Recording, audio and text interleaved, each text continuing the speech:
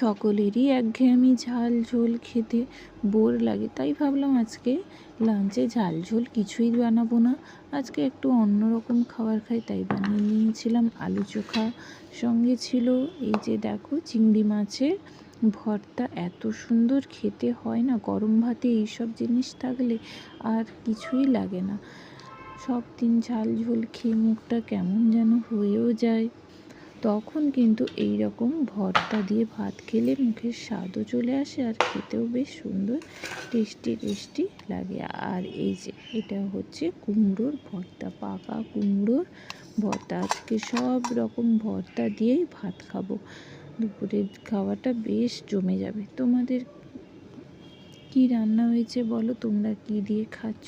আর সঙ্গে আছে কিছু চিংড়ি মাছের ভাজা, আর এখানে আছে শাকের ভাজা, সজনে শাকের ভাজা। যাদের প্রেশার আছে তাদের তো খাওয়াই খুব ভালো একদমে।